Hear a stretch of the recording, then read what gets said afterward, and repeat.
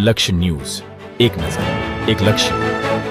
રતનપર વિસ્તારમાં પથ્થરમારો અને ધાડની ઘટના. આવારા તત્વોએ રતનપુરને લીધું બાનમાં. સગાઈનો પ્રસંગ ચાલી રહ્યો હતો તે દરમિયાન અંગત અદાવતમાં શસ્ત્ર અથડામણ બાદ પથ્થરમારો અને ધાડની ઘટના.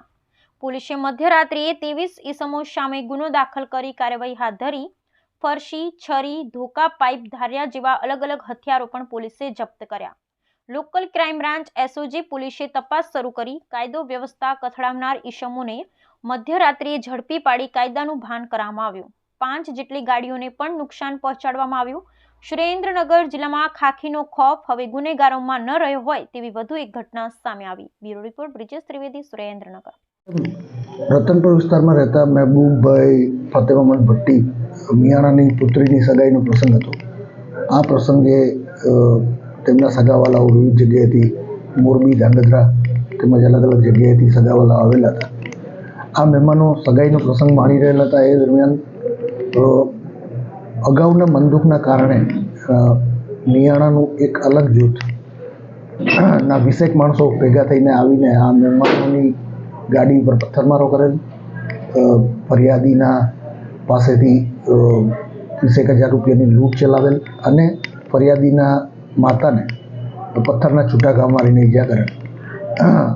આવી રીતે ગુનાને અંજામ આપીને આ 20 જણા ધાડનો ગુનાને અંજામ આપીને નાસી ગયેલા હતા.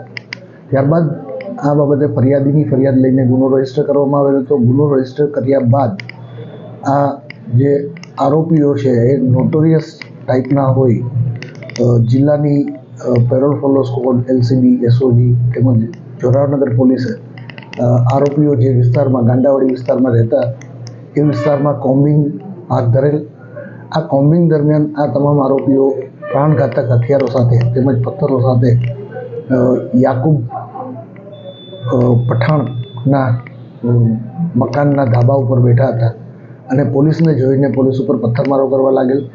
જ્યાં પોલીસે કોર્ડન કરીને જરૂરી બળ વાપરીને આ તમામને હથિયારો સાથે અટક કરેલ.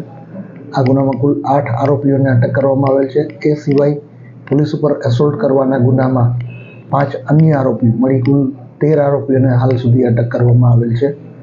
તપાસ જોરાવરનગર પોલીસ ચલાવી રહી છે. વિશેષ તપાસ ચાલી રહેલ છે. પોલીસ ઉપર એટેક થયો એમાં કોઈને ઈજા થઈ ખરી? એમાં કોઈ પોલીસને ઈજા નથી થઈ. છૂટા પથ્થરના ઘા ધાબા ઉપરથી કરવામાં આવેલા હતા, પરંતુ પોલીસ પૂર્વ તૈયારી સાથે ગયેલ, જેથી પોલીસે આદેશ લઈ લેતા કોઈને ઈજા થવા પામેલ નથી. ફાયરિંગ થવાની ચર્ચા ચાલી રહી છે, તો ફાયરિંગ ના, એવો કોઈ ફાયરિંગનો કોઈ બનાવ બનેલ નથી. કોઈ અમારા ધ્યાન પર પણ આવેલ નથી. અમને પણ એવી માહિતી મળેલ કે ફાયરિંગ થયેલા છે, પરંતુ અમે એ બાબતે વિસ્તૃત તપાસ કરીને જોતા ફાયરિંગને લગતા કોઈ પુરાવા પણ નહોતા મળી આવેલા કે કોઈ આ વાતને સમર્થન પણ નહોતું આપેલું.